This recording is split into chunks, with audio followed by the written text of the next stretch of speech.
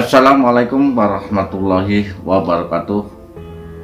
Kita ketemu lagi adik sekalian yang berbahagia. Hari ini kita melanjutkan mata kuliah yang kemarin, yaitu hari ini kita berbicara tentang materi aspek hukum dalam bisnis. Kita akan berbicara tentang pengertian benda dalam hukum. Jadi kalau kemarin Pak Samsul juga melanjutkan ya materi yang kemarin tentang benda bergerak dan tidak bergerak, kali ini kita akan membicarakan tentang pengertian benda dalam hukum.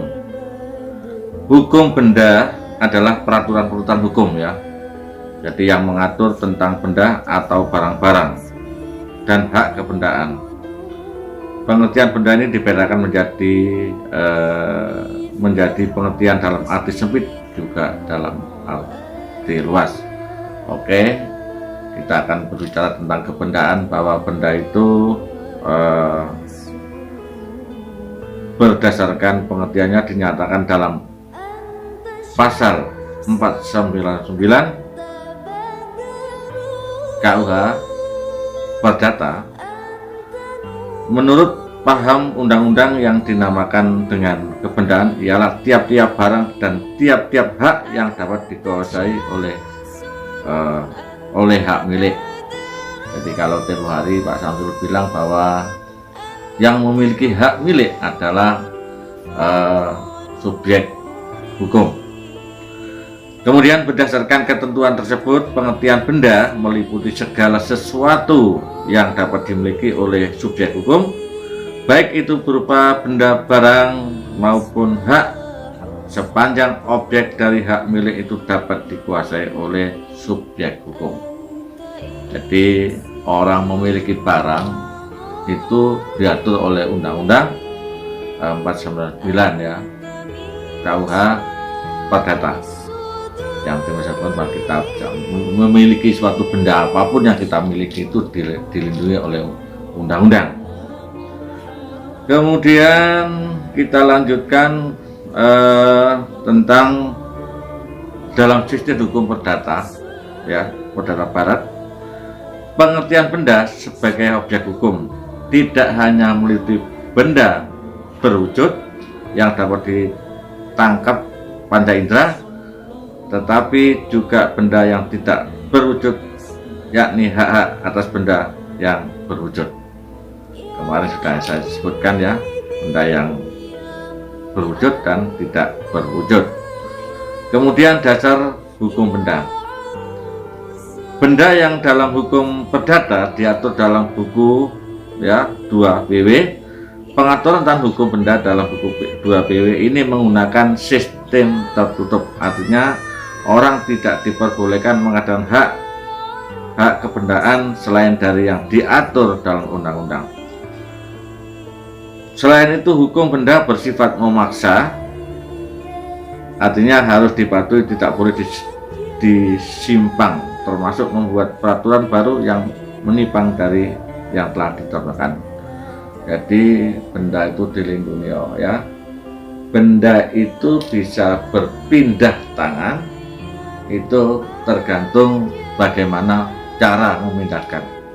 Ada yang hibah atau dibeli, sehingga barang itu, benda itu bisa berpindah tangan sesuai dengan akad privatnya.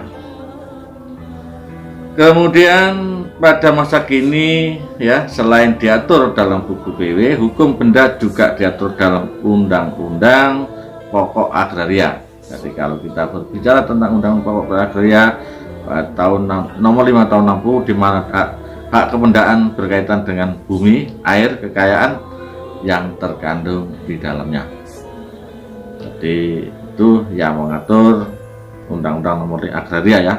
Kemudian Undang-Undang Merek ya.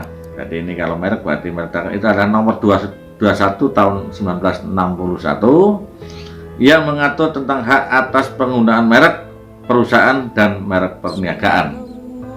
Jadi seperti hak paten ya, hak merek dagang, atau kita bisa lisensi dan bagaimana. itu adalah di sini. Kemudian Undang-Undang Hak Cipta Nomor 6 Tahun 1982 yang mengatur tentang hak cipta sebagai benda tak berwujud yang dapat dijadikan objek hak milik. Jadi hak cipta seperti lagu, seperti karya-karya apapun itu ketika orang lain ketika orang lain tidak ikut menciptakan sebuah lagu atau musik, maka mereka harus seizin yang menciptakan ya. Sehingga ini diatur oleh Undang-Undang Nomor 6 Tahun 1982. Kemudian Undang-Undang tentang Hak Tanggungan tahun 1996 yang mengatur tentang hak atas tanah bangunan di atas sebagai pengganti hipotek. Oke, kita lanjutkan kepada ruang lingkup dan kajian hukum benda meliputi dua hal ya. Supaya kita kepada ruang lingkup yang lain, bahwa ruang lingkup kajian hukum benda meliputi dua hal. Yang pertama adalah mengatur hubungan antara subjek hukum dengan benda adalah segala sesuatu yang dapat menjadi objek hukum.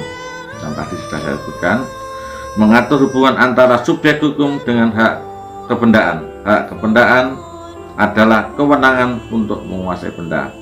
Yang tadi saya sebutkan bahwa benda itu yang kita miliki, itu harta yang kita miliki atau berupa benda, itu adalah bisa dipindah tangankan melalui jual beli atau perjanjian yang lain atau sebagai jaminan dan sebagainya.